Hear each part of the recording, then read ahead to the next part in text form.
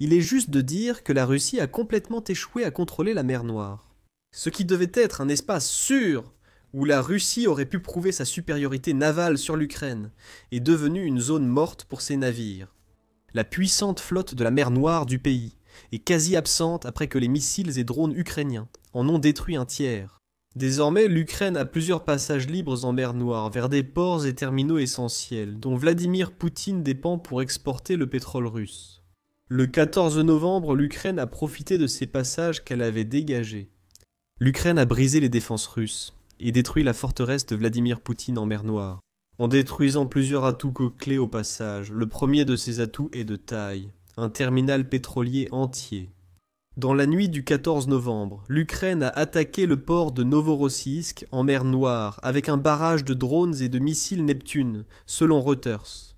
Ce port, exploité par la société russe d'oléoduc Transneft, est responsable d'un volume important du pétrole que la Russie exporte vers d'autres régions du monde. En plus d'être un port de réception pour les produits de pétroliers entrant en Russie, Poutine a besoin que ce port fonctionne à pleine capacité. L'attaque aérienne ukrainienne vise à le neutraliser. L'ensemble du port a cessé d'expédier ou de recevoir du pétrole à la suite de l'attaque nocturne de drones menée par l'Ukraine. Tout cela est possible grâce à la collaboration des unités les plus élites d'Ukraine. Le Kyiv Post rapporte qu'une source au sein du service de sécurité d'Ukraine, ou service de sécurité d'Ukraine, affirme que la frappe du 14 novembre était un effort d'équipe. Une source anonyme de l'unité Alpha, du service de sécurité d'Ukraine, affirme que le service de sécurité d'Ukraine a collaboré avec la direction principale du renseignement ukrainien. Direction principale du renseignement ukrainien. Avec le service des gardes-frontières, les forces d'opération spéciales et certaines unités d'artillerie navale du pays. Ce n'était pas une frappe irréaliste, avec autant d'unités travaillant ensemble. L'Ukraine a longuement préparé l'attaque contre Novorossiysk, frappant avec une grande efficacité le 14 novembre. Après l'attaque éclair de drones et missiles ukrainiens, les postes de chargement, systèmes de pompage et pipelines étaient détruits. Un incendie majeur a éclaté dans un des principaux ports pétroliers russes. Pas mal pour une nuit de travail. Fait surprenant, la Russie elle-même a confirmé le succès de l'Ukraine, source inattendue. Le quartier général d'urgence de Krasnodar s'est exprimé sur Telegram après l'attaque de drones et missiles ukrainiens. À Novorossiysk, un dépôt pétrolier du complexe de Cheskharis a été endommagé lors d'une attaque de drones du régime de Kiev. Les installations à terre ont été endommagées, selon le quartier général, qui a ajouté que les efforts contre l'attaque de drones continuent. Ces efforts n'ont pas abouti. Cheskharis est le nom de l'installation frappée par l'Ukraine à Novorossiysk, et c'est une installation importante. Fondée en 1964, c'est l'un des principaux centres de transbordement pétrolier du sud de la Russie, traitant brut et produits raffinés. Avec 30 réservoirs de pétrole brut, l'installation a une capacité totale de 820 000 mètres cubes, rapporte le Kyiv Post, ainsi que plusieurs réservoirs dédiés à différents types de fuel. Reuters précise que le terminal expédiait 761 000 barils de pétrole par jour en octobre, soit environ 322 millions de tonnes par jour. Gardez ces chiffres en tête, nous y reviendrons plus tard. Cette fois, la Russie n'a pas nié l'attaque, bien que le Kyiv Post signale qu'elle a encore invoqué l'excuse des débris de drones. Il est toujours étrange que, selon la Russie, les drones ukrainiens aient réussi à causer autant de dégâts sans jamais toucher directement leur cible. On peut se demander ce qui arriverait si un drone ou missile atteignait sa cible, mais la question ne se pose pas vraiment. Les débris de drones montrent que l'Ukraine a encore frappé la Russie. Si vous doutez, les images du terminal de Novorossiysk suffisent amplement. Après la frappe ukrainienne, la chaîne Telegram ex-Helenova Plus a publié tant de photos et vidéos que les conséquences sont indéniables. Les 4 photos montrent de grands incendies à Cheskharis. Les vidéos offrent une vue similaire. Le point fort est une séquence de 40 secondes montrant la fumée s'échappant de l'installation, avec un incendie illuminant le ciel nocturne en dessous. Aucun drone ukrainien n'atteint la cible, mais de tels incendies ne viennent pas de simples débris. Des dégâts supplémentaires ont touché des zones hors du terminal, selon le Kyiv Post. Il indique que les autorités locales rapportent qu'un navire civil au port a été touché, blessant 3 membres d'équipage hospitalisés. Difficile de vérifier cette affirmation. Même si des navires civils peuvent opérer à Novorossiysk, la station Cheskharis reste principalement un terminal pétrolier. Tout navire touché le 14 novembre faisait probablement partie de la flotte fantôme que Poutine utilise pour faire entrer de l'argent du pétrole illicite en Russie. Pour l'Ukraine, les navires de la flotte fantôme sont sans doute des cibles légitimes, car ils n'existeraient pas sans la guerre. La Russie affirme également que des débris de drones détruits ont frappé plusieurs immeubles résidentiels à Novorossiysk, dont un cas où un fragment de drone a transpercé un immeuble et blessé un homme. Des débris sont aussi tombés dans des cours, brisant des fenêtres d'immeubles résidentiels. La Russie dit qu'aucune source indépendante ne confirme ces faits. La frappe principale a été menée par l'Ukraine à Chaskaris. Un terminal pétrolier entier a fini par brûler si gravement que la société d'État russe qui exploite le terminal a été contrainte de le fermer. C'est une victoire assez importante pour l'Ukraine, et n'importe quelle autre nuit, cela aurait suffi. Mais le 14 novembre n'était pas une nuit comme les autres.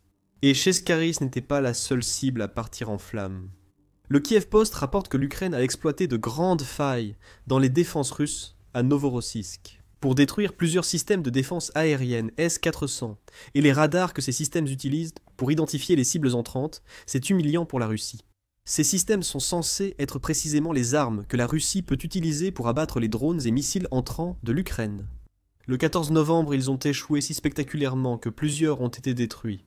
Ex-Elenova Plus a donné plus d'informations. Sur Telegram, il a annoncé que l'Ukraine avait visé un déploiement de S-400 et que ces drones étaient très efficaces. Le média a diffusé 2 images satellites, du 11 et du 15 novembre, montrant la dévastation causée par l'Ukraine en une seule nuit. Le 14 novembre, le centre spatial d'observation, Alpha, a détruit 4 lanceurs du S-400 Triumph sur le site du 1537e régiment de missiles antiaériens, selon la chaîne Telegram. Pas un seul S-400, ni même 2. 4 des principaux systèmes de défense aérienne de la Russie ont été détruits lors de la frappe nocturne de l'Ukraine. Cela aurait pu être pire pour la Russie, comme l'explique la chaîne. Environ 12 lanceurs S-400 sont présents sur le site, et la plupart auraient probablement aussi été endommagés, selon Exelenova. De plus, dans le meilleur des cas pour la Russie, elle a perdu un tiers de ses systèmes de défense aérienne S-400 déployés à Novorossiysk. Si Exelenova Plus a raison, plusieurs de ces systèmes, bien plus qu'un tiers, pourraient également être endommagés, ce qui pourrait signifier qu'ils ont été mis hors service jusqu'à ce que des réparations puissent être effectuées. Ces réparations pourraient être un défi majeur pour Poutine. Ce n'est qu'en septembre que la Russie est allée supplier la Turquie de lui revendre certains de ses S-400 qu'elle avait vendus il y a des années. Si la Russie tente d'acheter des S-400 probablement plus chers via un ancien client, cela montre sa difficulté à réparer ses propres S-400 s'ils ont été endommagés. Comme l'affirme Exelenova Plus, cela pourrait bien être le cas. Au fait, nous avons publié un rapport complet sur la tentative désespérée de rachat de la Russie en septembre. Regardez la vidéo pour en savoir plus sur ce que Vladimir Poutine voulait et ce que cette offre signifiait pour la Russie et la Turquie. La Russie a déjà perdu au moins 4 S-400. Même si les drones ukrainiens ont été très efficaces contre ces défenses aériennes, le 14 novembre, elles sont pourtant parmi les meilleures de la Russie. Tant Missile Threat que Army Technology les considèrent comme faisant partie des meilleurs systèmes de défense aérienne au monde, selon Missile Threat. Le S-400 Triumph, nommé OTAN Solaire, 21 Growler, est un système de missiles solaires mobiles conçu pour abattre avions, missiles de croisière, balistiques et drones. Cette affirmation paraît étrange, vu ce qui s'est passé à Novorossiysk. Et cela nous montre soit que les drones ukrainiens sont trop performants pour que les défenses russes puissent les intercepter, soit que la Russie surestime largement l'efficacité de son S-400 depuis des années.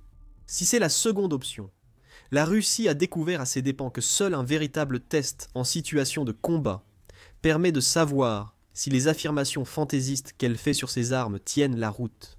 Ces affirmations semblent inclure l'idée que le S-400 serait à peu près équivalent au système de défense aérienne Patriot.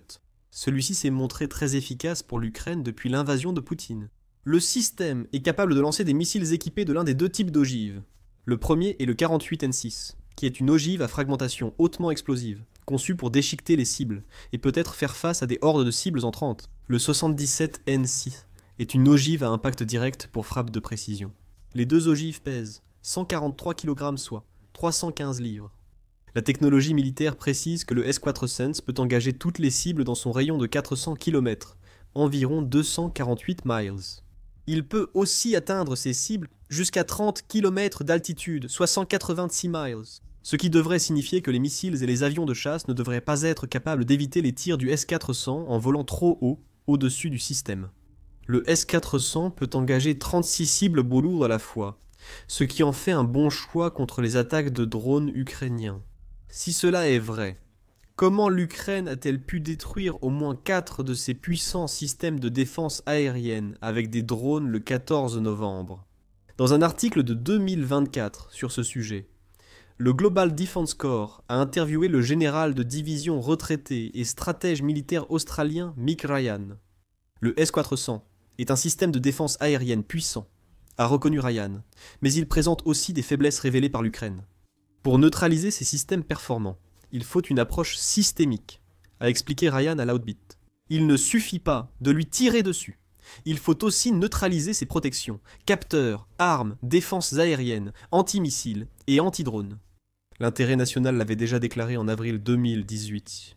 Le S-400 n'est pas très efficace contre les cibles à basse altitude, malgré sa capacité à détecter des cibles à 18 miles d'altitude.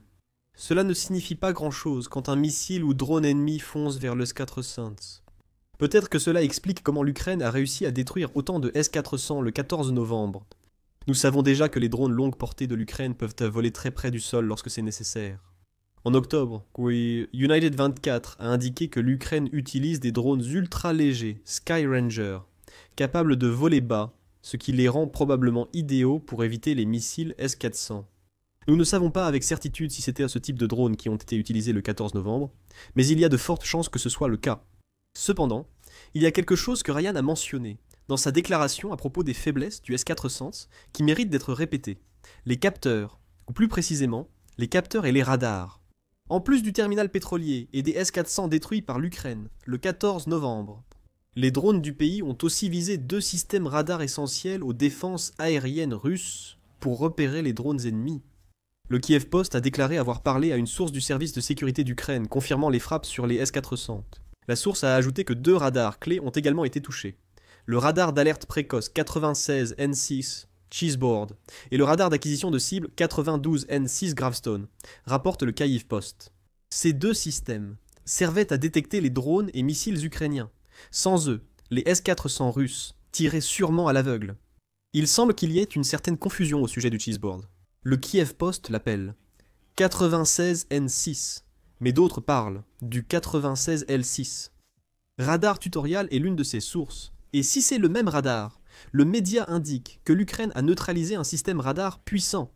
Radar Tutorial précise que la planche à fromage est utilisée avec les S-300 et S-400, ce qui expliquerait sa mise en cible.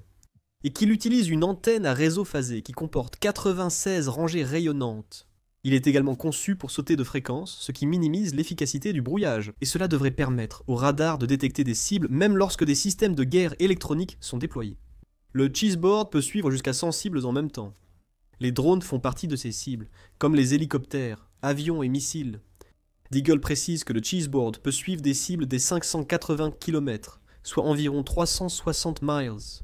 Il existe aussi une version améliorée qui suit 2 fois plus de cibles et porte jusqu'à 700 km, 434 miles. Ce système radar aurait été vital pour la flotte de S-400 de la Russie. Le neutraliser était sans doute le premier pas de l'Ukraine pour attaquer les défenses aériennes russes. Army Recognition a indiqué en juillet que le radar 92NC Gravestone est un élément clé du S-400 Triumph. Désigné par l'OTAN comme le système de missiles de défense aérienne solaire 21 Growler, il assure des fonctions essentielles dans l'acquisition de cibles, le suivi et le guidage des intercepteurs contre un large éventail de menaces aériennes. On constate un schéma qui confirme que Ryan avait raison sur les faiblesses du S-400 russe découvertes par l'Ukraine. La pierre tombale, comme la planche à fromage, détecte jusqu'à 100 cibles à la fois. Elle doit assurer une couverture à 360 degrés pour que les défenses aériennes russes ne soient jamais surprises. Il existe plusieurs versions du radar, avec des portées de 250 à 480 km, 155 à 298 miles. Installé sur un châssis à roues, le radar suit le S-400 partout où il va, ce qui ne fait que renforcer l'affirmation de Army Recognition, selon laquelle il est essentiel à la capacité du S-400 d'accomplir sa mission. L'Ukraine a agi intelligemment, le 14 novembre, en neutralisant d'abord 2 radars essentiels nécessaires aux S-400 russes pour repérer les cibles. Avec ces systèmes hors service, les S-400 ne pouvaient rien faire d'autre que tirer à l'aveugle, en supposant qu'ils puissent tirer tout court. Profitant d'une voie libre, l'Ukraine a lancé plus de drones, frappant directement 4 lanceurs S-400 et en endommageant peut-être d'autres. L'Ukraine a mené cette opération complexe et frappé le terminal pétrolier de Cheskari, forçant son exploitant à le fermer. C'est le meilleur résultat possible pour une nuit de travail en Ukraine. Le 14 novembre a été un cauchemar pour Poutine, sa forteresse de la mer Noire étant incapable de se défendre contre les drones ukrainiens. La Russie a seulement déclaré avoir abattu 66 drones ukrainiens dans la région de Krasnodar, où brûle le dépôt de pétrole, et 59 au-dessus de la mer Noire. Même si la Russie dit la vérité, cela n'a pas suffi, car l'Ukraine a atteint ses cibles. Cela fait déjà 3 jours que l'Ukraine a réalisé cette frappe nocturne lors de la création de cette vidéo. Nous savons désormais que la Russie a réussi à réactiver son terminal pétrolier incendié. Reuters rapporte que Transneft a repris le chargement de pétrole au terminal de Cheskharis après 2 jours d'arrêt dus à des dégâts causés par l'Ukraine. Le média donne également quelques détails supplémentaires sur ce que l'Ukraine a frappé, en précisant que les drones du pays ont endommagé 2 postes d'amarrage pétroliers. On ignore si ces postes d'amarrage sont remis en service ou si Transneft opère sans eux. Le chargement de seulement 2 pétroliers dans un port fournissant 2% du pétrole mondial indique que le terminal n'est pas encore pleinement opérationnel. On pourrait croire qu'une fermeture de 2 jours n'est pas un exploit pour l'Ukraine, mais c'est faux. Plutôt, nous avons mentionné quelques chiffres dont nous vous avions dit que nous reparlerions plus tard dans la vidéo. Plus précisément, nous avons mentionné que le terminal pétrolier de Cheskari expédiait 761 000 barils de pétrole par jour en octobre. Un arrêt de 2 jours a immobilisé 1,522 millions de barils de pétrole russe, qui auraient dû être livrés aux clients. De nombreuses entreprises, dont de grands raffineurs chinois, abandonnent déjà la Russie pour d'autres fournisseurs. Cette instabilité est donc ce que la Russie veut le moins montrer à ses clients. Cela pourrait être pire que 1,522 millions de barils. Selon le Kiev indépendant, Novorossiysk peut transporter plus de 2 millions de barils de pétrole par jour, gérant aussi les expéditions du Kazakhstan. Si ce chiffre est exact, l'Ukraine a bloqué jusqu'à 4 millions de barils de pétrole, même temporairement. Cela pourrait coûter cher à la Russie en termes de clients futurs, et ces coûts s'ajouteront au fait qu'un S-400 coûte environ 500 millions de dollars selon CNBC. La destruction de 4 de ces systèmes coûte 2 milliards de dollars à la Russie, sans compter les radars détruits par l'Ukraine. La Russie a perdu gros le 14 novembre. Sa forteresse en mer Noire a été infiltrée et un terminal pétrolier majeur mis hors service. Elle a perdu au moins 2 milliards de dollars, peut-être plus. Tout cela grâce à une frappe aérienne ukrainienne brillamment coordonnée, que Novorossiysk devait empêcher. Mais elle a échoué. Poutine fait maintenant face à plusieurs gros problèmes.